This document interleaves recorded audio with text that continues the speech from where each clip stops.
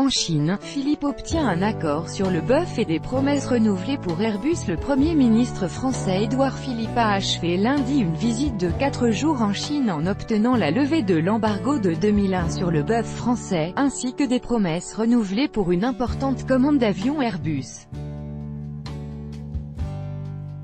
Il s'agit pour l'exécutif français de ne pas laisser tiédir la relation avec la Chine, 6 mois après la venue d'Emmanuel Macron qui était reparti de Pékin avec une batterie d'engagements, pour beaucoup non contraignants, dont celui d'une fin imminente de l'interdiction du bœuf français. Lointain stigmate de la crise de la vache folle, cet embargo est rendu caduc par le protocole d'accord signé lundi par le ministre des Affaires étrangères Jean-Yves Le Drian, en présence de M. Philippe et son homologue chinois Li Keqiang. Cet accord est complété par un protocole pour l'exportation de semences bovines françaises, des agréments pour 2 abattoirs porcins, Bigard et Tradival, et 2 établissements de lait infantile, Baby Drink et Candia. Ces partenariats permettront aux consommateurs chinois d'apprécier l'excellence du terroir français, s'est félicité M. Philippe, quand le président de la filière Interbev, Dominique Langlois, a salué « une très grande nouvelle, on a déjà des contacts avec des acheteurs chinois en attente », a ajouté M. Langlois en visant un objectif de 30 000 tonnes par an, qui serait déjà formidable, selon M. La Chine est prête à ouvrir davantage son marché et importer davantage de produits agroalimentaires adaptés au marché chinois. Le Premier ministre chinois s'est par ailleurs voulu encourageant à propos de la méga commande Airbus, 184 avions A320, arrachés in extremis en janvier par M.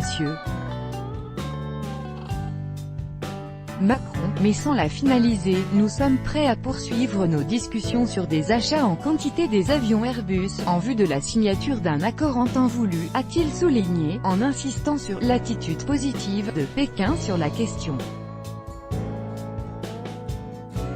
C'est un des acquis de cette visite, a-t-il renchéri, alors que la Chine est lancée dans une guerre commerciale avec les États-Unis qui pourrait desservir le principal concurrent d'Airbus, Boeing. Pour suivre la conversation, je me réjouis que la Chine ait confirmé sa volonté forte de concrétiser prochainement les engagements pris en janvier concernant les acquisitions d'Airbus. Et même d'en envisager de nouvelles, a jubilé en écho M. Philippe. Le Premier ministre français Édouard Philippe et le président chinois Xi Jinping, à Pékin, le 25 juin 2018. Copyright Pool, Fred Dufour. Dans le même temps, le groupe nucléaire français Orano a annoncé un accord pour les travaux préparatoires de son usine de traitement et recyclage des combustibles usés en Chine, ce qui a été qualifié d'étape symbolique importante côté français. Ce contrat géant attend encore d'être finalisé. Cette visite a permis de réelles avancées, a assuré Édouard Philippe, qui avait emmené dans sa délégation une 50aine de chefs d'entreprise, dont une petite vingtaine de représentants de start-up, signe de sa volonté de diversifier les échanges au-delà des grands groupes. Auparavant, le Premier ministre, dont c'était le premier grand test à l'international, avait été reçu par le président Xi Jinping. Les négociations commerciales sont difficiles et n'avancent que lentement.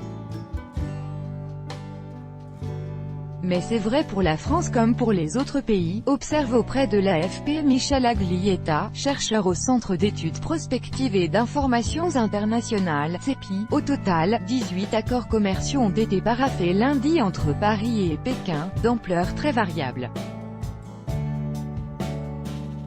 Michel Aglietta explique le nombre limité de contrats jusqu'à présent signés par l'existence d'une méfiance mutuelle, et par la volonté de Pékin d'obtenir une franche adhésion à son pharaonique projet des nouvelles routes de la soie. Cette initiative consiste à déployer routes, ports, voies ferrées et parcs industriels à travers l'Asie, aux portes de l'Europe et jusqu'en Afrique. Tout le monde veut venir en Chine.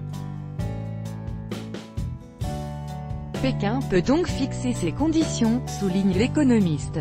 Les Européens cherchent encore une réaction unifiée face à cette initiative chinoise, et M. Philippe a plaidé à Pékin pour que ces projets d'infrastructures soient transparents.